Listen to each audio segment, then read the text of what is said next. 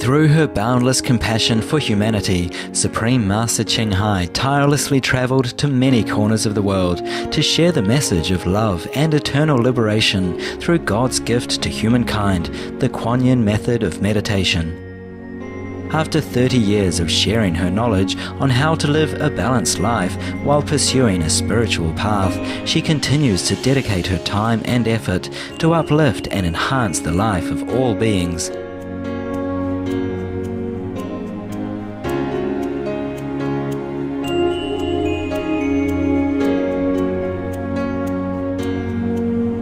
Motivated by her unconditional love and overflowing compassion for our planet and its co-inhabitants, humans and animals alike, Supreme Master Ching Hai selflessly accepts invitations to share her insights and wisdom on the topic of global warming and climate change.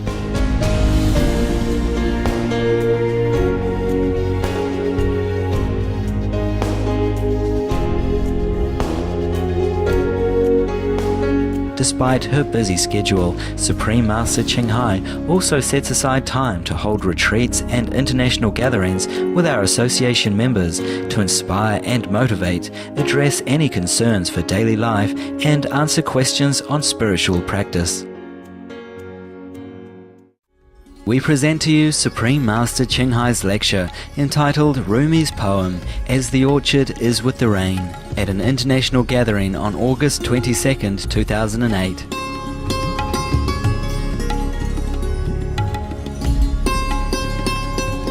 Supreme Master Ching Hai's lectures are not a complete meditation instruction. Please do not try alone. For free of charge guidance, please visit www.godsdirectcontact.org or contact any of our centres near you. This is another poem from Rumi, and he made poem not just for the sake of amusing himself, right? It's for the sake of educating his disciples or people at large in his time. Now you know Canaan. You know Noah. He has a son, right? Canaan, huh? Canaan, not Canine, okay? I have many canines. He has a son called Canaan. Canaan. This son has never been anything more than up to no good, yeah? I don't want to use the word bad because it's not positive, so I say he's up to no good. Or like good for nothing. He has been rebellious, stubborn, and always against his father. And that's a problem. I know many sons or daughters have this kind of tendency, yeah? But this one is too much, okay? Like if your son and daughter have maybe 30% rebellious character, yeah? Or 20%, 40%, even 50% maybe okay. But this guy maybe 80, 90 or 100%, rebellious, especially against his father. As you know very well, in the family, yeah? Sometimes the father is idealistic, yeah? And want the son to follow his footsteps, like to be a minister or a doctor or somebody, yeah? Somebody good and of service to mankind. And the son sometimes do just exactly the opposite, huh? And sometimes the father is bad, like doing something that is against moral standard of human society, like robbing, or stealing, something like that. And the son is the opposite, yeah? Very pious, very morally fit, yeah? And virtuous and loving and kind, etc., etc. Now, in this story, Rumi wants to illustrate something, like even if one person is your so-called family member, it's not exactly that he or she is a family member. Yeah? Yes. And remember, Jesus also say, who's my mother or who is my sister? Only the one who does the will of God, then they are my mother or my sister. What it means is love is looking in the same direction, right? If we love somebody or if we are a partner, then we have to look in the same direction, have the same ideal, and do the same work. The best is the same, but good work. Huh? Not just the same, but no good. Okay, now this is the poem called As the Orchard is with the Rain. He said, don't be like Canaan, son of Noah, who wouldn't get in the ark. You know what it means? When the flood happened, and Noah had already built an ark, and put a pair of animals each in his ark already, and all his family member and belonging and necessity and supply for a while, is all already in the ark. And he come in, but his son did not come in and did not want to. So that's how it is. So Rumi told us that we should not be like Canaan, who wouldn't get in the ark in the time of emergency like that, and still rebels against good intention. Yes. So now, he continue. He was swimming. Canaan was swimming and saying, I hate my father. I won't use that boat. Can you believe that? Maybe he hates his father. But by doing this, he goes not against only his father, but he goes against his life, right? So in time of emergency, even if you don't like the one who came to rescue you or to give you good information, you better listen to that person, right?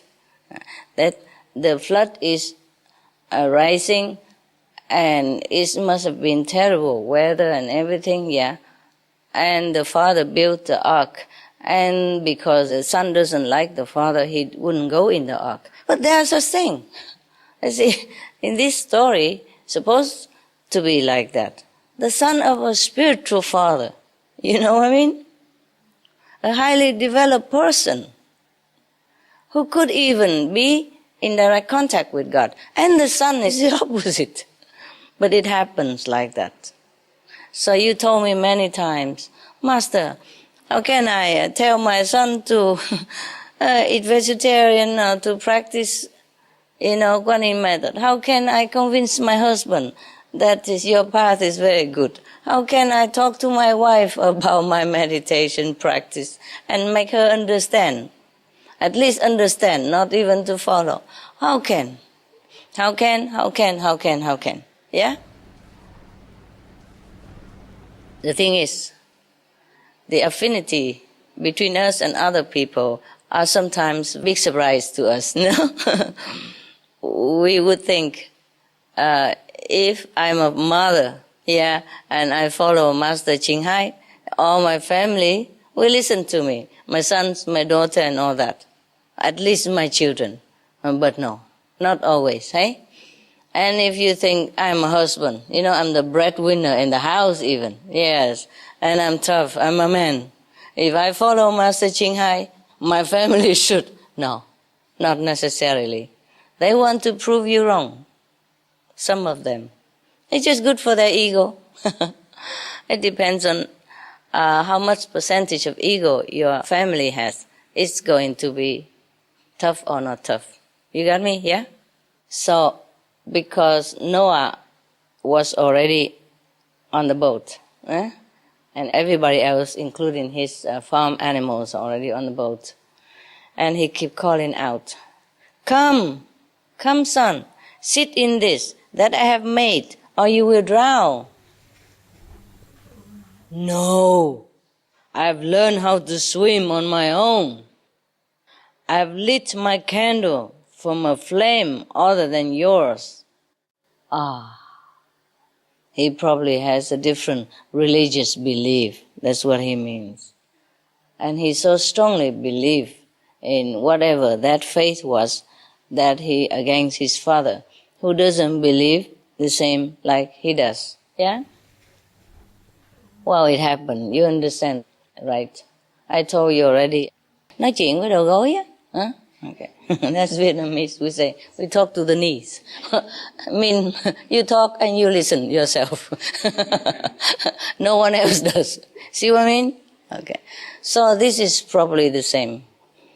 Canaan probably had a fixed religious belief. You know what I mean? And so when his father said that he's in direct contact with God and God told him to do this, do that, he would not want to listen because he's so indoctrinated in this kind of fixed religious belief. All right. Now, another thing he hated, I think, right now he hated his father more than ever. You know why? Because his prediction came true. And that's against Canaan's belief. Because before, he already did not want to believe his father that the flood will occur, that he need to build a boat. Can you imagine building a boat where the dry land or on top of the hill where nothing, no water can ever reach and no water nearby? And saying that I will need it soon, that everybody should come on the boat and all that. Of course, not only Canaan, but everybody in the town probably was ridiculing all this time, yeah? And come and point finger and say, look at that madman, and nobody would have probably talked to him at all for all this time. Or just ridicule him, laughing at him, make fun of him, and he probably has become the talk of the town all this time. And now, it's proven that he's right. The flood is there. So the son also feel like, you know, it hurts his pride, his ego, that his father is even right. Because all this time, he has never believed in his father. So now, you see why he hates his father? Because his father is right. And such dramatically right. Not just about a piece of bread or which one is more nutritious or olive oil is better than any other oil or anything similar like that. For example, well, olive oil is not better than any other oil, it's just different. I'm just saying, you know, for example. So now his father is right. In such a dramatic situation, of course, he loses faith, you know, the son. He feels his ego has been really shattered. Such an ego that even in such a desperate situation, he still goes against his father. Can you believe this? So this is what the most frightening thing that we carry around us, the ego. I told you many times. But you see it now? Huh? Okay. So, father keeps saying, don't do it. Canaan, this flood extinguishes all candles of human ingenuity. Only God's candle can make it through these waves. Stop your arrogant claims and get in. When he says candles, what does he mean? I mean the light of God. Yeah, it's just a parable. Okay, so Canaan trusted in the fixed doctrine, you know, like fixed religious belief. And his father taught differently, like you have to be connected with God, yeah? You have to have this light within you, then you'll be saved. That's what he meant by only God's candle can make it through these waves. Everything else will be extinguished. Like the flames, yeah, of the torch, or any other candles. You mean any other kind of hope, any other kind of belief will not survive in this catastrophe. Right. But Canaan say what? No, I can make it to the mountain top. I'll be safe there you know, swimming and talking. I don't know how he did it, but similar like that, I guess. Mountains are just bits of straw in this storm. There is no refuge except with God's beloved. That's what his father answered him. Mountains are just bits of straw. I mean, they, some wood and some rock and something left to, fixed together became a mountain. So he say even mountains are bits of straw. It means it's nothing. It means it's not safe for you to go and take refuge there even.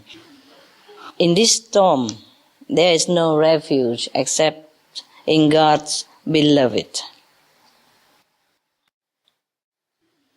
God's beloved means what? God's beloved probably means the master, the representative of God, which was Noah at that time. He was probably teaching people enlightenment through direct contact with God within.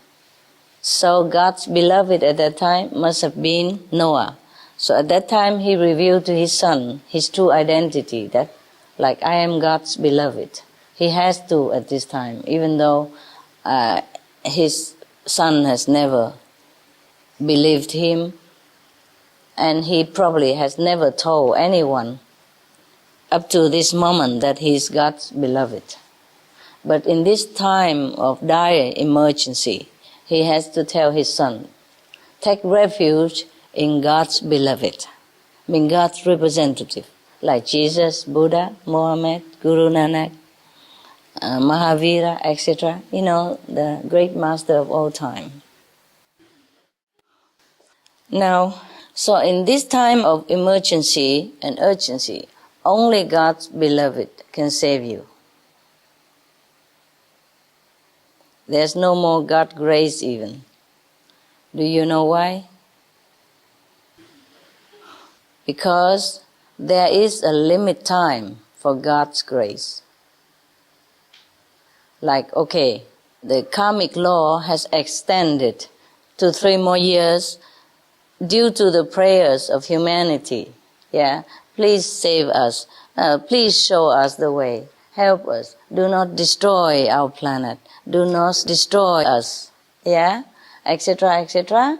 And some enlightened people intervene, also praying for them, and say, let us give them some more time. I can fix this. I can tell them to return to their righteous self. Please give us some time. So maybe heaven, grace, God's grace, had extended to a certain period of time. But at this moment, when Noah is already on his boat, the time of grace has been stopped. Yes, finished. The deadline is there. The flood is already there. You see what I mean? No more grace. Too late. So he said that at this time, in this storm, there's no refuge. In this storm even. It's not just the rising water, it's stormy. Windy, everything. And the son is still holding on to his ego. Can you believe such ego? They exist. And it serves only to kill you, inside out.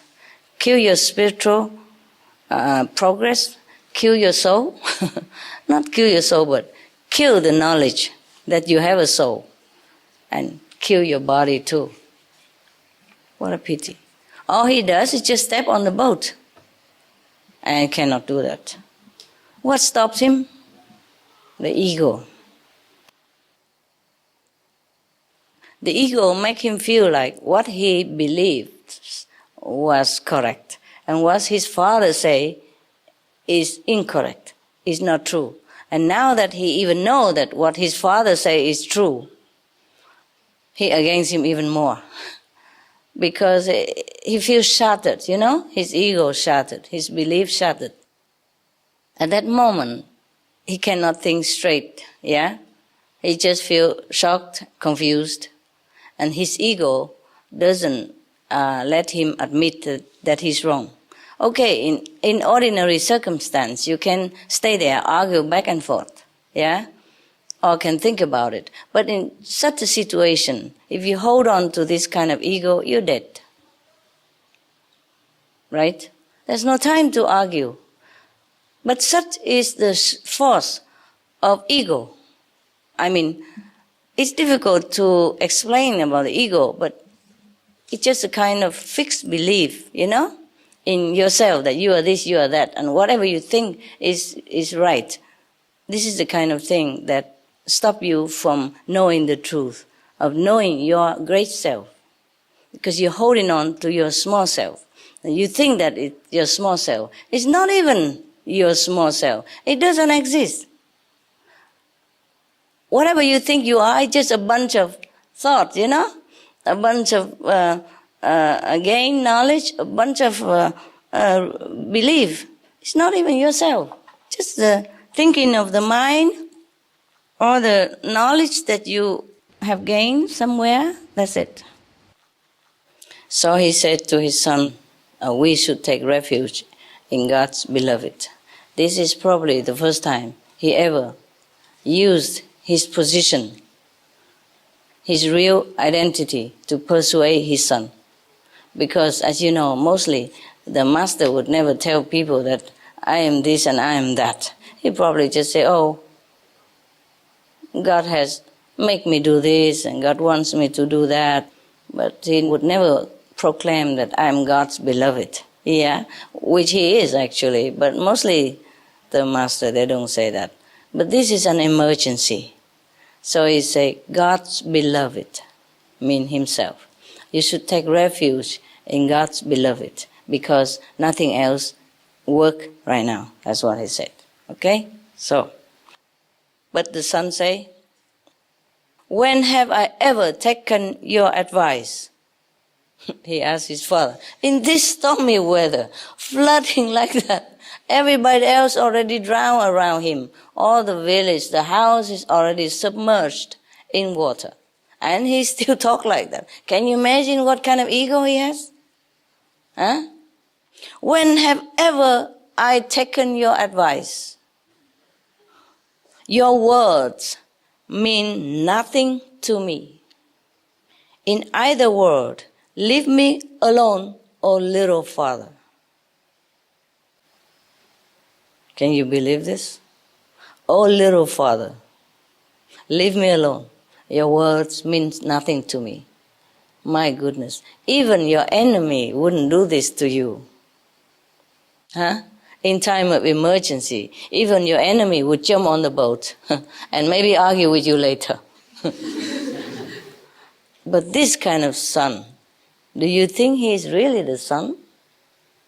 Must be the reincarnation of Maya, of Satan, of the opposite force, of the negative power that has infiltrated himself into the family of such a great benevolent master in order to make trouble, to block his mission, to cause misery, disappointment, and weaken his physical, mental power, whatever way he can, to stop the mission of the master. Therefore, even in the last minute of the battle between yin and yang, he is still on the opposite side. Now we can see very clearly, right? He's not the son of Noah. You can see or not? So, sometimes in a family of a virtuous person, it happens that there's an appearance of something of the opposite direction, like this so-called son of Noah. The Buddha also say that the negative power cannot destroy him, cannot disturb him. So the negative power uses his closest one, closest disciple, to trouble him. That's always the case. The Buddha say the same. And who betrayed Jesus but his own one of the most trusted disciples. You know what I mean? Yes. And who betrayed Buddha also? His own trusted cousin. But such is the work of negative and positive power. It has always been like that. Where there is goodness, oftentimes there's badness next to it. Yeah. Like we and our shadow. Yeah? Okay. So Noah did not give up still. Of course, it's his son. Yeah? Or anyone. If he see anyone in danger like this, of course he try his best to persuade the person to, to follow him for safety, But so he continued, don't do this, don't do this. This is no time for self-conceit. Until now, you have shown contempt for me and for God. Now God is showing disdain. Be careful. Your disdain means nothing to God. Yes. So even in this situation, the father is still trying very hard to reason with this stubborn, full of ego son. He thinks if he goes against the father, that should be like the whole world watching or something, or everybody clapping hands around him. Such is the ego. Even no one there watching, they still to show off. They still want to show that he's right, even at the risk of his own safety. He said, up till now, you show disdain for me and for God. And now it's the opposite direction. That's what he means. God is showing disdain. And your disdain means nothing to God. I mean, please, even, he's so desperate already. He even argued in such a petty thing that please come up, to tell him that it means nothing. Nobody around here. God doesn't care what you think of him anyway. Whether you show contempt for God or for me, nobody cares. God doesn't care. So just come up to the boat. But no. God is not begotten. He continued. God has said, young man, don't strut. Old man, don't be proud. Husband, have no lust. Lady, I am not coy. All that helps in my presence is utter and complete helplessness. That means God saying that. Whatever power in God's presence means nothing. So, Canaan replied, Father, you have been saying this for years. Oh God, typical. You must be insane to think I'll listen now. Oh, who is insane? I have my own wisdom. Huh? Such a wisdom. I'm astonished. I have my own wisdom. I don't need your tiresome preaching. Can you believe that? This is typical. It sometimes happens not to such a grave degree, but in some case, even what I say is correct or good. I just take it for granted, So they're already used to with their work and all that, and they think they know everything already. Anyway, it's the same in the family, That's why it's difficult to talk to your husband, your wife, or your children, or your friend, or your, relatives about the path that you're going. Even though it's correct and logical to their ears even if they know it's correct. They just don't want to follow because it's you who said it. Who are you to tell me that you know better than I am? This is the trouble with the ego. And this is how civilizations have perished. That's how many galaxies have been destroyed, disappeared, because of the ego of the mind. Ego is nothing. Actually, it's just made up of a bunch of, learned knowledge And then you think it's you, that you know this, you know that. All the knowledge put together, that what you learn from others or societies or books, and you think it's you. You think you know it all. And that anything else is not right. Anything else that you haven't heard of, that cannot be true. Something like that. That's why it's difficult. In a way, I'm lucky because my families all became Kuan Yin practitioners, all by themselves. I have not even come to preach anything to them. I know it won't work. So they just heard about me from everybody else around them. And then they got curious enough, okay, follow me too. I have enough respect from everybody else already, and they know it must be okay. So by the time the neighbors come to tell them that, your daughter has been very famous and great, and people revere her and follow her in numbers, then they already have a prepared heart. They already have inner experience already. So I'm blessed with that. I'm lucky. Even though I have not always the opportunity to live with them again or to see them, but we are always together, in the heart. It's very good. Yes. Okay. So the father continued. But what harm will it do to you, my son, to listen just a little longer? I mean, all these years, okay, fine, he has been telling all this, but he just talked a little longer. What harm will it do to you? Just listen to me.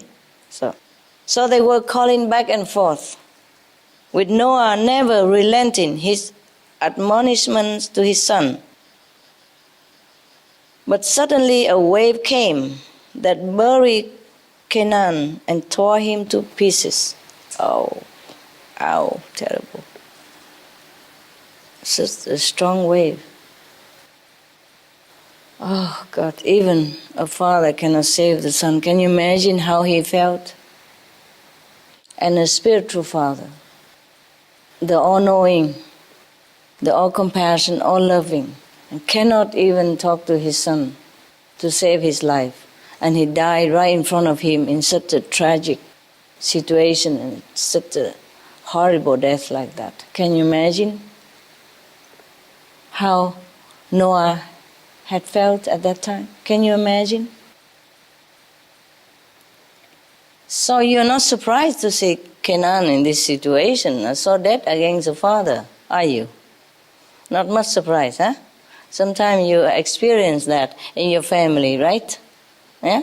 And I experience this in my surroundings, sometimes with my closest one, or close assistant, or the one that I think would respect my words or love me so much. It's not always true. But this is the price he had to pay for being a master. You see, the Maya cannot hurt him. The king of hell cannot bribe him. Satan can never make him waver in his devotion to God, because he's in direct contact with God. He knows what it is. He has wisdom. He has opened himself. He become one with God. So Satan can never hurt him in any way. Even to kill him, he would not waver. Noah, even if Satan punish him, torture him, kill him, he would never have Noah on his side as an evildoer or as one of his subordinates. Just like Jesus say, even the devil come and offer him the 3 words. He say, "Get behind me." Yes? And when Buddha sat under the Bodhi tree and he became enlightened, and the Maya, the king of Maya, also came there disguised as a beautiful woman and dancing around him, half naked, whatever, like stripped, yeah, lap dance, whatever on him, and he doesn't move. He say, "I know who you are." And just Bug off. I don't know how he say that in Sanskrit, but I would say bug off. See what I mean? Yeah. So that is the thing. The king of Maya, the king of illusion, knows that no matter what he does to the master, he will not waver, even give him the kingdom or anything at all. Maybe he take it, but he tell the Maya still bug off. Actually, whatever the master had in possession, it was because of his or her own merit, In a former life, maybe they're charitable and give it a lot to people. So in this lifetime, they may become wealthy, healthy, and have a lot of abundance of food, money, everything. But that is not from the king of illusion, It's not like the Maya come and say, bow to me and you have the kingdom. You can rule the world and all that. And of course the master never bow, never care.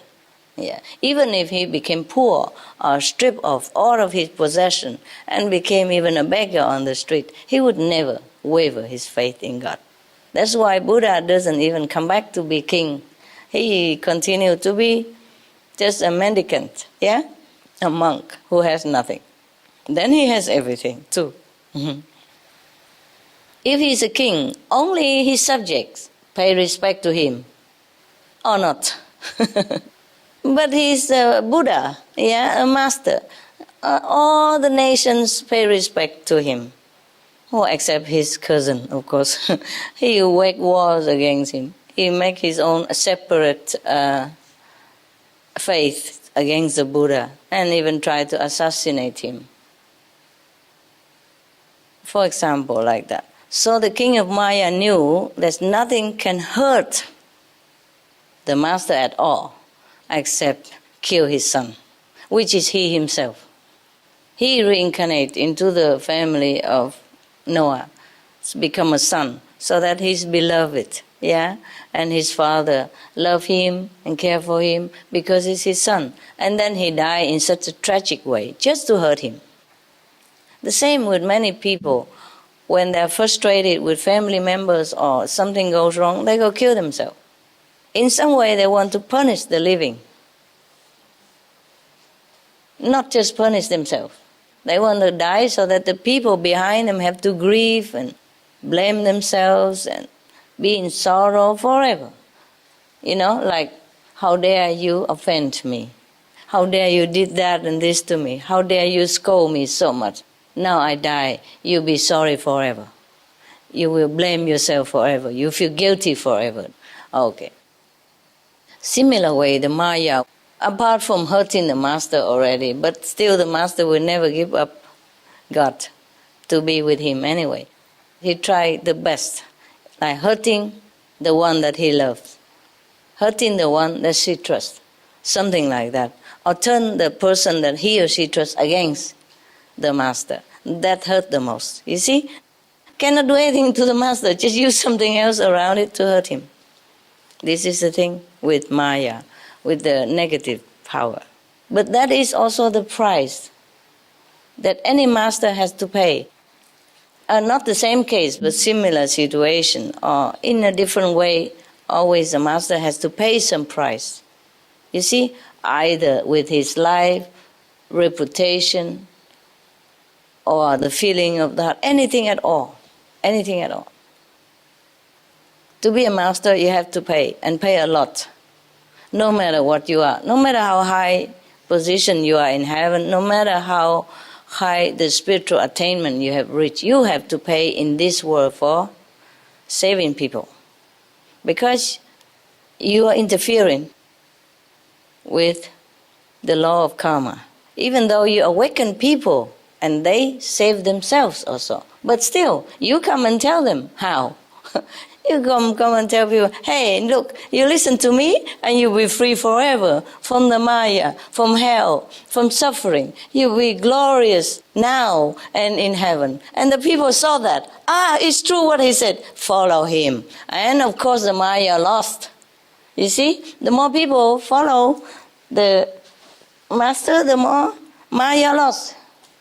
So if the master succeeds in convincing people to free themselves from the trap of Maya, You think the Mayas feel happy?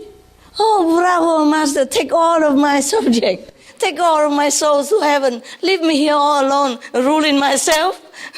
Would he feel like that? No, of course not. Miserable. Lost one more soul now. What am I to do? See what I mean? Yeah. So that's why he fights this battle bitterly. So he can retain the control of all the souls under his grip. He likes that. It's just the work of the universe, you know. There is positive and there is negative. And they're fighting together. Maybe that's how the world becomes colorful. Yes. But if we don't know it, we suffer so much. Okay? Yes. So maybe we have suffered already. Okay, we have tasted the bitter and the sweet of this illusionary world already. And now it's time we want to go home. We say, I had enough with it. I don't want to play no more. I want to go home. I want to go home. Okay. Then the master comes and says, hey, this way, baby. And the Maya, what? You've been playing all this time? Huh? You play with my toys? You eat my food? You breathe my air? And now you say you just go? Go? How? I show you how. Huh? You see, just like that. Similar, you watch some movies, or it may be in real life also, you know, like if somebody, by some circumstances, joined in some gangs, yeah, and became a gangster. Maybe his heart wanted to be a gangster, or maybe just situation forced him into it, and he's trapped and he cannot get out. And the trapped one really doesn't like what he's doing, being a gangster, robbing and killing people or doing things that is against his conscience. And he normally never would have done that if situation had not trapped him into it. You see, sometimes once you innocently talk to some gangster and then you just buy something from him or take some favor from him just by sweet talk, and then later you trap into it, you're tricked into become a gangster yourself. And then, or maybe they use your parents, you know, kidnap your people and use it against you. And then you have to follow them and do what they say or else. Something like that. Or they will expose you to the police. And then now it's kind of too late and you're trapped in there. And now you want to get out. It won't be easy. You know that, right? Even all the films show that, you know, if you want to get out of the gang, sometimes you get killed. They eliminate you because you're no longer with them. Yes, you so-called betray them. And also they don't want you to go out in case you tell the police about the secret that you know about them, things like that. So you get eliminated.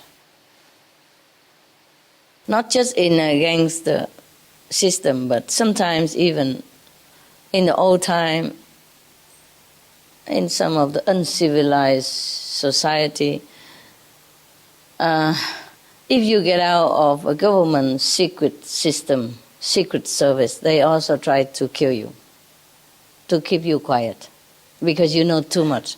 And maybe the things you know is not good to let other people know. Like the things you know are not morally acceptable. It's not even lawful in that country. And then the secret service itself will eliminate you. It's the same. You saw some film, you know, like that. It can be true also in some society, even in some powerful society. It happens. So suddenly you hear, oh, so-and-so, you know, chief of secret service of so-and-so country suddenly just died, murder, shot on the street or in his hometown, even though he ran away to another country already. Yeah, hide away, still cannot hide away. So similar to the souls of humanity, once we're trapped in here, it's difficult for us to get out. And if we want to get out, the person who show you the way also risk his or her life. It's similar. And you also risk also. But because the person who show you the way have the way to protect you. Yes. So you are safe. But the person who show the way, they're after him. You are just one of their members. But the person who showed the way will show many more members if he's alive or she's alive. So the gangs, will be after the person who showed the way to get out, who protect the ex-gangs member and set him free. So that's what I said about the price that any master has to pay in one way or another. Yeah, you read the history and you know all the master had never had it easy, right? We have all the history and evidence already. We don't want to talk about that. If you want to know about them, you can read. Yeah, okay? Can read in Indian books, yeah, or history. Well, we don't have to read too far. Look at Jesus, huh?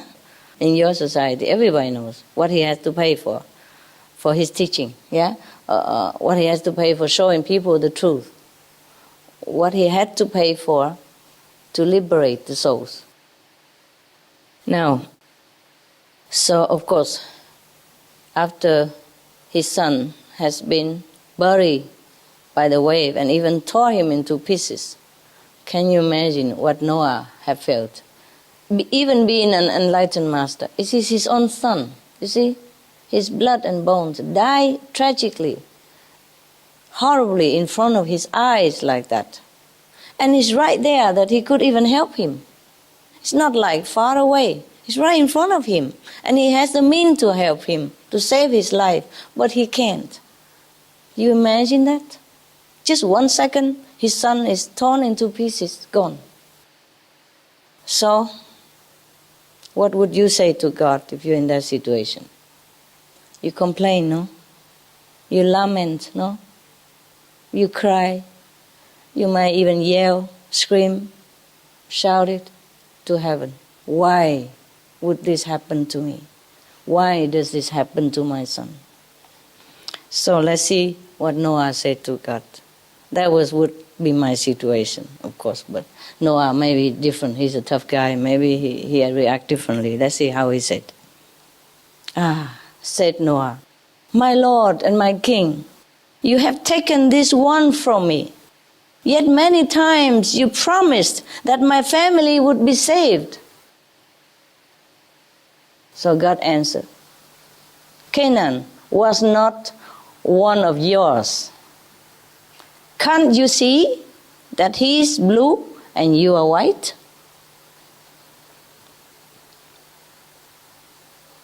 What does God mean by that? Huh? What does he mean by that? Does he mean that Canaan was born out of wedlock or something? Huh? That his color, his skin is blue? At that time, blue mean also black, like dark color. And white mean like you, European. Okay? Or like me. I'm joking. Yellow, no? Do I look yellow to you? Huh? Little, right? Okay. I don't look any, huh? Sometimes I look black, sometimes I look like Indian, sometimes I look like Asian. Depends on who sits next to me. Right now I look like him. Truly, sometimes I see the photographer make an image of me, of himself, for my photograph. You don't know it because you don't know who took some of my photo, but I know very well. If so-and-so took my photo, I look just like him, like his sister. The face, really would be longer or fatter or skinnier, it depends. Yeah. Except when I direct him how to take my photo, and where, then it's maybe different. But if he take it spontaneously by himself, then I look like that guy very much, or that girl, whoever. Yeah, most often like that. Or whoever sit next to me, I look just like them. Have you seen some of the photo when I take it with somebody else? I look like their relatives, or even mother or sister, huh? Yeah. Or even some look like the men also, who sit next to me sometimes, very near. Together with the picture. I look like them. But can you imagine, sometimes 2 or 3 people sit next to me and I look all like 3 of them. And 3 of them are not the same family, not even in the same town. Oh, it's funny, I saw some of that and I can only laugh, So here, God told Noah that Canaan is not his family members. Because Canaan is blue and Noah is white. Can you tell me what he means by that? Anybody? Oh, the wise Buddhas? It's mentioned in Bible, in Old Testament, that Noah, when he was born into his family, he was an exceptional baby. He had blue eyes and white skin that no one in his family had. Yes. So that's why he was born like this, directly from God, blessed by God, it seems. But when he bare his children took from his ancestors, perhaps. Oh, so he think Canaan is from his ancestor? Yes. Mm-hmm. I have seen some of the terrible dictators, butcher of the history, and they look so handsome. But when I look closer, I know who that is. Very, very well. Behind the handsome face, I see who that person is incarnate, just from photo alone. Because when I read history and all that, or see documentary film, or read in books, and they show photos of so and so, who has caused untold misery, a miserable death to people, yeah? Lots and lots of death to people, and who kills without blinking an eye. And I thought, how can such a handsome-looking person, can be like that? And I looked closer. Oh, my goodness. I saw all the trace, I saw the face behind that face. I know he's not from our world, I know he's not from the positive power. He's a king of the negative. He's Lucifer incarnate. I can see that even. Because I could not believe, that any person can be so wicked and so bad, inside out. And I thought, okay, maybe in a war or something, revolution, sometimes people would die by fighting each other, But it cannot be from the heart of a person who deliberately, orders so many torturous deaths. And so I look at the picture, one of those. I'm not telling you whom. And I look at the first glance, all handsome, very good-looking men. So I shook my head at it. Cannot be true.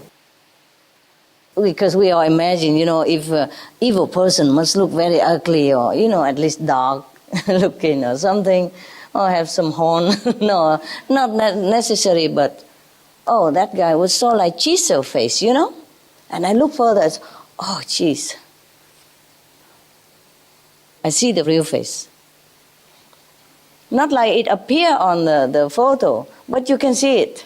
You can see it. That is not the handsome face. It's just the face. But that face resemble what face? I know that very well. Resemble the devil, truly like that. Without horn, without fang. I can see it very well. Noah, okay. Skin, but his son was darker. Dark skin, of course, yes. Okay, now. There is another episode, may I ask? Tell me. That showed how cold-hearted Canaan was. Yes. In another instant in the family life. Yes.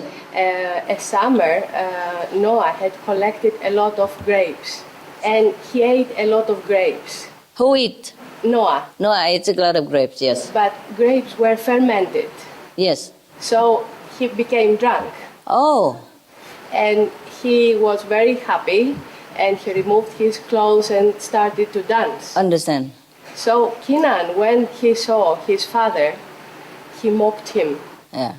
And made fun of him. Yes. And ridiculed him. Yes. But his two other sons, when they saw their father in such a weak state and Yes. fragile position, Yes. took a piece of cloth And cover him. and covered him and comforted him and said, "Never mind, come and sleep it off." Yes. Put him in his bed. Understand. So this is the sons, the true sons, Yes. how they behave Yes. when they see their father or mother in a fragile state. Yes. It's very easy to kick someone in a fragile state. Yes, yes, But Kenan did that. He was yes, very cold-hearted. yes. The other one. Even he is the son. So the other two sons are two sons, and this son is really there just to torture him, the Canaan. That's so I told you already. He must have been the devil incarnate then. I told you that. Okay.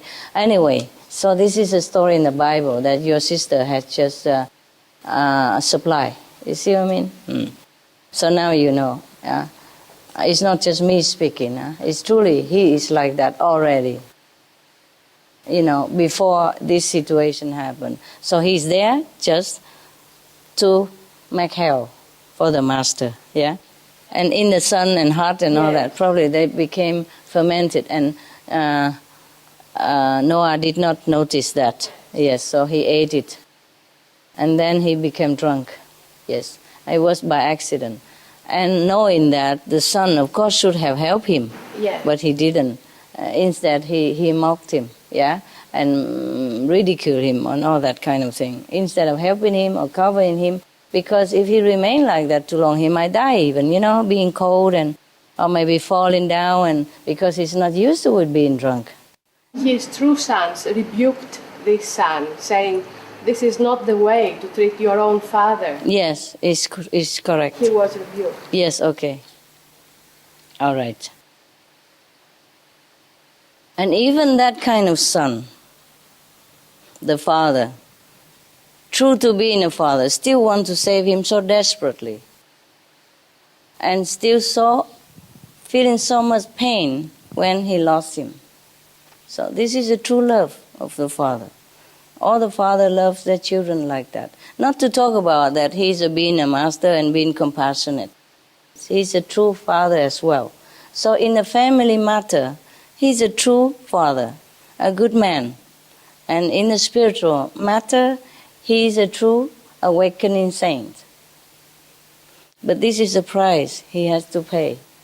Living with such a devil as a son, and having to feel his heart tormented when his son died in such a horrible way in front of his eyes like that, and he could not do nothing. So of course God understands that. Yeah? So God said to him, "Don't you see? He's not one of yours. He is blue," I mean dark color, "and you are white." In India, they say blue when it's the kind of dark and black, you know? Like they say Krishna also was born a blue color. But it's not blue, they're just dark color. Yeah, like Indian people. Kind of bluish, I guess. A tint of blue or something. Yeah. So that's why sometimes we say black and blue, you know. Dark blue, it's like black too. And God continued comforting Noah thus. "When a tooth is rotten, pull it out. It's not a tooth anymore. The rest of your body will be miserable if you don't. I mean, if you don't pull that teeth, rotten teeth out, the rest of your body will be miserable. Be rid of it, even though it was once yours." And Noah replied, "I am rid of everything, my Lord, except your essence. You know how I am with you. As the orchard is with the rain, and 20 times more." Means the orchard needs the rain so much. Without the rain, the orchard cannot blossom. He said 20 times more than that. I'm with you. I need you. Yes. Living in you, rejoicing in you, like a beggar, receiving all he needs directly from wealth itself, with no one's hand in between. Not united, not separated, perfection. No.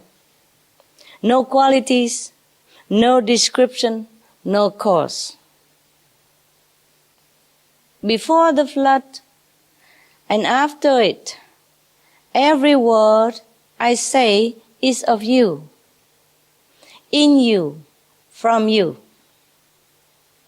As a woman speaks night and day with the ruins of her beloved, where now she lives in perpetual conversation.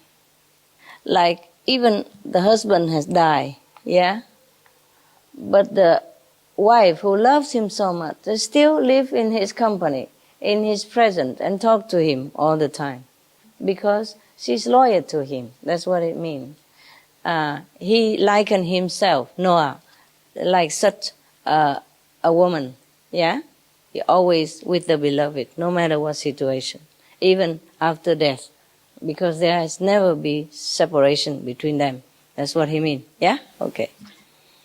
A lover seems to be facing wreckage, but I hear the song of praise coming back from the ruins as an echo of your name. I love your name, in God's name, yes. I love it double. That's why the prophets love the mountains, because of the echoes. Little low hills won't do. They don't send your name back to me when I say it. Wow, such a devotion and a poet. Who can praise God better than Noah? Said God, Noah, Noah, I will raise Canaan and all these others from the dead if you wish. I don't want you to grieve, Noah. So Noah say what? What would Noah say? Guess. Tell me. Are you Christian, by the way? You are, I bet. Many of you. What would Noah say after God promised that he would rise all the dead, including the pieces of his son, Canaan? What would Noah say? What would you say? Please? No? Please do it? No? No. Okay, good. Good boys, good girl. So Noah said to God, no, drown me too. Keep drowning me every moment. Your will is my joy. I carry it with me as my soul. I only see you. I am in love with whatever your creating does. You make happiness, and I am grateful. You make disaster, and I am patient. Anyone who loves your making is full of glory. Anyone who loves what you have made is not a true believer. Yes. Okay. Most of us, we love only what He made, yeah?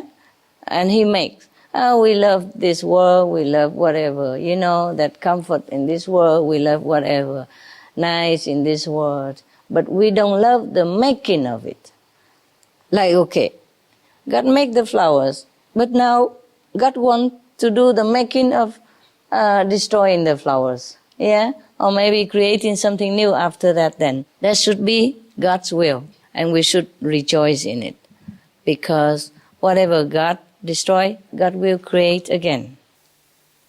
But when God tells you to make a boat, yes, to save yourself from drowning, from the flood, then you should listen. Don't say, I like you, destroy me and my family, everything as well. Don't tell me what else I love. Yeah, fine, you love God making. You love God's action, fine. But when God tells you to do something else, even contrary to what He's making, then you also have to listen. So here in this case, after God has comforted Noah, he remembered himself again. In a moment of grief, he's lamented because he thought, maybe God has broken his promise. Or in some cases, I thought I'm wrong also. For example, if I see something in some person or something that I see, okay, like that. And then, but some of other people report to me, it's not like that, it's different. Then I doubted my vision, yes. And then I have to reaffirm again. How come I saw like that? And then I asked the person or the persons, and they told me it's not like that. So am I wrong, or I saw the wrong vision? So it confirmed again that the persons who report to you are wrong. Because sometimes intuitively or visionary, I see differently. And then when I confirm it with my physical, for example, assistants, and they say different story. And I also have sometimes difficulty to verify whether it's true or not. If I don't have the evidence in my hand, then I just have to take their words for it. And then check in again whether I'm wrong in the vision or my intuition is incorrect. But it's always correct, I found out. Sometimes later when I have enough evidence, not the evidence that the assistant reported. So after many times of verification, I, of course, trust myself more, yeah? But still sometimes difficult. When all the evidence against your knowledge, your intuition, it's difficult to tell people that it's not so. Well, I learned to live with all kind already. So now, because God has promised Noah to save his family, so of course he's surprised why his son is drowned and torn into pieces, no? Yeah, of course he'd be surprised. But the thing is, even though Canaan is supposed to be his son, but he's not his son. Not in the spirit. Not in the heart. Maybe not even in the blood. So he's not the family. Yes, okay? The one who are our relatives are the one who are one with us. Yeah? Same ideal, same direction. Otherwise, they're very difficult to live together as relatives. So it proves it here also.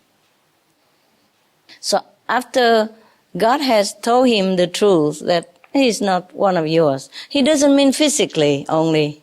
He means it in the spirit, mean in the heart, in the moral way of life. Canaan is none of the quality that Noah has. He is completely opposite of him. He is alien from him. So he's not his son. Of course, after the moment of grief and shock and confusion, and when God comforted him first, Noah immediately understood and go back to himself again. And he knows, oh yeah, of course, things come, go on. Only God is true. Only God is real friend, real relative. Everything else, when time comes, has to go or have to stay, it depends. Yeah, he immediately remembered. You see, of course, he was shocked. Not because of the event itself only, but because God has promised him to save his family. So he doubted. Maybe God has broken his promise, or maybe his vision is wrong. Just like sometimes I see the vision different than what it might have happened. And then I have to verify differently, a different way. I know this very well. I know this very well. It's not like this tragically, but it's many instances similar, yeah, and other instances also. For example, I was shocked when I heard that the president of Slovenia died, yeah, Dr. Donovcek, because I asked heaven, is he going to be all right? And he's going home. He's coming back home soon, no? He'll be okay. He'll be going home soon from the hospital, no? So the answer is yes. So I didn't check any further, you see? So I thought, okay, he's now in hospital, ill, but in 2 days he'll come home.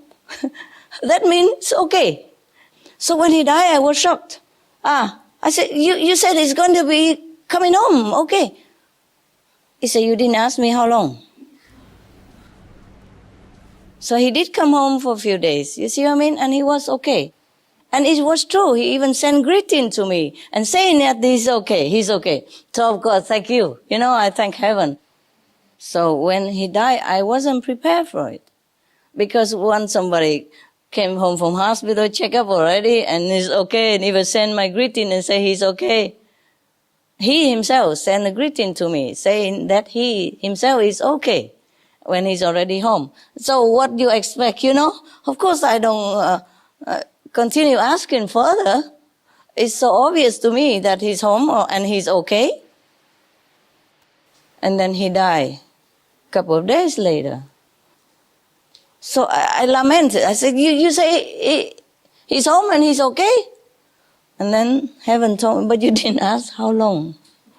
Of course, he was okay for a few days. So this is the thing, that sometimes the physical evidence will go against your vision or your intuition or your knowledge from the future or from whatever happening. Yeah. So I understand very well that he was shocked, Noah, when his son died like that, while remembering that God said his family will be saved because they're virtuous family. Yes. But the one who is not virtuous, the one who's so cold-hearted like that, obviously is not your family, right? The family is the one who love each other, right? Who help each other and who are one with each other in many ways. Not this one. He's even worse than enemy. The enemy sometimes see in you in a weak condition, fragile situation, like what your sister just mentioned about the Bible, like Noah when he mistakenly eat the fermented grapes and being drunk and, exposing himself into a fragile situation. And his son mocked him, ridiculed him, instead of helping him to go into a safe place or cover him up, to protect his honor and his life. So the other two sons say, this is not the way to treat your father. You see? So they help him and cover him up and put him to bed for safety until he recover. Yes. Because it's not him who is like that. It might be the karma that make him eat the grapes without knowing that it's the fermented grapes. Or maybe he even knew it, but he had to do it for erasing some karma of some people, or the price he has to pay for being a master. Either way, he's in a very fragile and difficult and weak situation, dangerous situation. So as a son, should help him, right? He should help him, but he didn't. Not only he didn't, he even mocked him and ridiculed him and, curse him and all that. This is not good. You know already. So this kind of person is not your relative, no matter if he's born into your family. Because enemies sometimes seeing you in this situation is still maybe soften the heart and do not attack you at that time. Yeah, maybe let you recover first and maybe attack you later. Or even enemy, when in an emergency situation, knowing the danger around, would walk into the boat first, right? And would be thankful even. And then say, oh, I'm sorry we have been enemies all this time, but thank you for saving my life. No? In the cases, enemy become friends because the enemy help him, the so-called enemy, yeah? Sometimes like neighbors, they have been bickering for years, with each other, but maybe sometime the house collapse and the neighbor, come and help that person out and save his life, then they become friends forever, yeah? Or sometimes enemies or foes, but happen to help each other in some desperate situation, then they would turn around, become friends and say, thank you for saving my life, thank you for helping me, no? It is normal, the case. But not with this guy. He is really a devil incarnate. You can see that. He's there just to ruin Noah's happiness and life, all his life. And so now the time has come that he cannot ruin him any further. Yeah? Then he destroy his life in such a way as to hurt the loving, compassionate person, so-called his father. But luckily, God is immediately on his side and he's always there and enlighten him quickly. Yeah? pot in the dark cloud in front of his eyes and let him see the truth. And you see, immediately he's back to his cell and he's praising God like always. Like no one has ever can praise God better than that. Such a poetry flowing from his lips, such a joy from his heart, such a gratitude, such a happiness, such a bliss of being one with God, of knowing what God is, of knowing that everything is all right under His will. Isn't that wonderful? So I do hope that in any of the emergency situation, we can all act like Noah here, and that God always be our comforter and refuge, because nothing else really that's safe for us. As I told you already, maybe the water rise from the sea. Okay, we might think mountain is safer, but who knows? If the water rise too high, the mountain give in also, and erode it, yes. Too much raining, the mountain will also run away, damage, ruin, too much water and all the earth becomes different shape and broken, or earthquake, everything, and who knows, the fire will come out from the earth. Some hidden volcanoes, might be open. Anything happen. You never can say that mountain is safer than the sea, or the land is safer than the sea. If you have to die in whatever way, you have to. Right? Yeah. Except you take refuge in the spiritual power, in the God within you. Nothing else is really safe. And if that God say, okay, your time is up, you go back to me now, go back home now, then we're fine. Yes. But it's not like we can run away from disaster. Anyone. See? Even okay, we are safe in the land. How safe? There are cars. Car accident do happen, And sometimes even cooking in the oven, the gas explode, or electricity short circuit, anything happen. And as we know, or maybe Mark Twain have written it. Is it Mark Twain who said that most people die in bed? Well, Mark Twain, the writer. But anyway, it's true. Even if he wasn't the one who wrote it, it's true. Most people die in bed. Safe. Is he in the house? So where would you run? Okay? So the question is, it's not you die or not die, whether the war ends or not end, but how we die, how we live before we die. Like we die happily, contentedly, knowing that we have lived the very worthwhile and correct, noble lifestyle. You see? So whenever we die, we die. We don't want to live here forever also, because let's face it, our body has a limit. Now, with all the chemical things, the pesticide we took in from the food, our body will not withstand too long anyway. And the teeth will fall down. Okay, now we can make new teeth, but so what? Everything else is going. Yeah?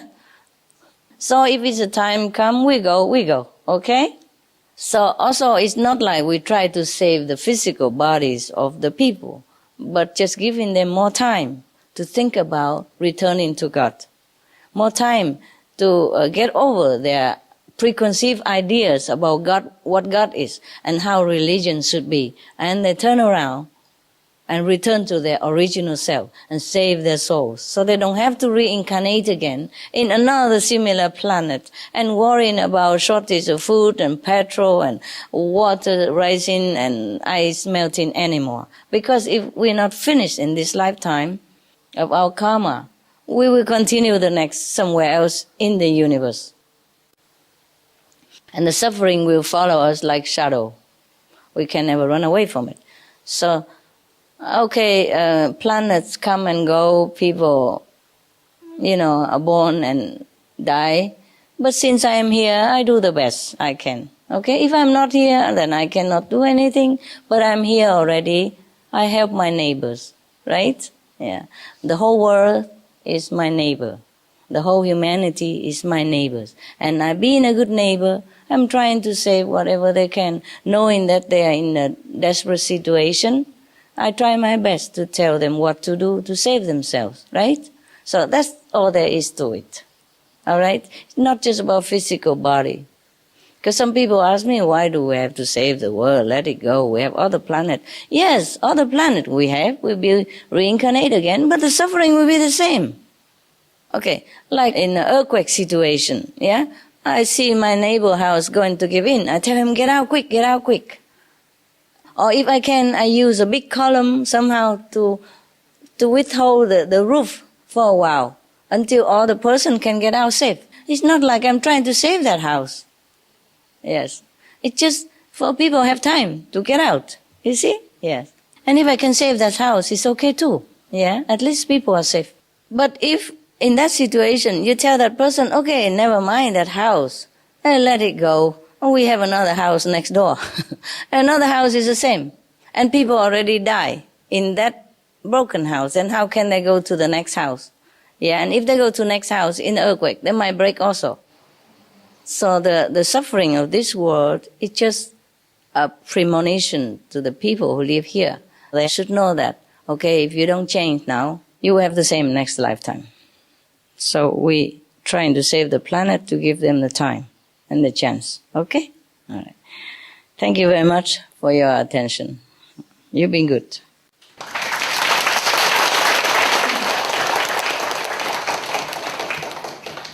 Very good. Okay, guys. I go have breakfast. You take a break or meditate.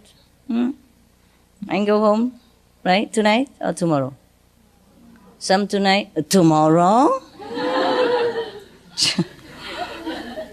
What did I hear? Tomorrow, huh? And some tonight, right? I don't hear any yes. Some tonight. Little, huh?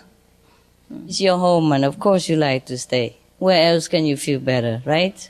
And I understand that. I understand very well. I wish you stay forever. But we will stay forever in heaven later on, okay? The thing is, no matter how big my house is, it's never big enough for you to stay forever like the way you want to. I would like you to. You are fun and you're good. And when you're here, you meditate and it's good. Yeah, very, very good for the world, very good for yourself. But we just have to, take turn now, okay? See you later. Meditate or have a quick break and meditate. Don't hang around too long, okay? Because you have to go eat now, soon. So make the best of it. Meditate now, okay? If from 5 to 10, you will be all free anyway, okay? Try to meditate whenever you can. I hate it when a meditation time people are hanging around outside or talking or eating. It's the wrong time. You're here, very short. You make the best of it. Some people behind don't see me. Okay, I'm coming. Going. Love you. Yes. And the heart-to-heart connection. You see, Canaan has been touched by his father all his life. He has been born from his own body and touched and hugged him all his life even. Does it change him? No. If you believe, eyes-to-eyes contact with us, okay? And love from the heart, yeah? If you love the Master, you become one with the Master. Then you know everything the Master knows. I feel good already.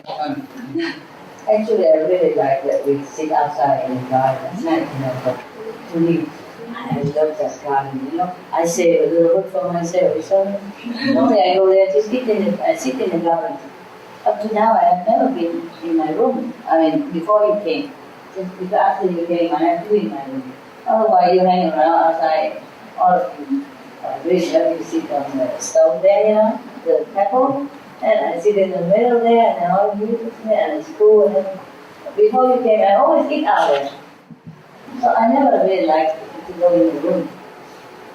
I always eat there, even when it's not too cold like this, not too cool like this, I eat outside. Yeah. I love you guys. I really love you.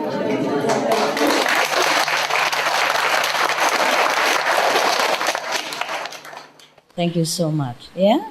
We all thank them, don't we? Yes, we're grateful to your help and support and your friendship. I also have to thank the people who came here earlier, sacrificed their time, their labor, to clean up the place and make it nice for you to come. There has been lot and lot of work. They came to work, okay? And now that the place has been reasonably good enough for us, we thank them all, okay? Maybe some of them are gone already, but tell them we thank them, okay? Okay, if you go today, then have a safe trip and see you soon. After we rotate, you can come whenever you want, okay? Provided that place, yeah? After they have all seen me and the desire to see me already subsides somewhat, especially the Chinese people, they have no chance and all that. And then it'll be less, Then we can just come anytime, okay? Like normal, Like go visit your old mama, when you have time. Then it will be okay, all right? And you will see me soon, don't worry. I make it soon enough, because that's why I squeeze a lot right now. Now you are already lucky, you're okay, only not too many people, but the next week will be a lot more, so that people can see me quicker. Yeah? Every week, 2 times. I'll be busy. I won't have time to miss you, sorry.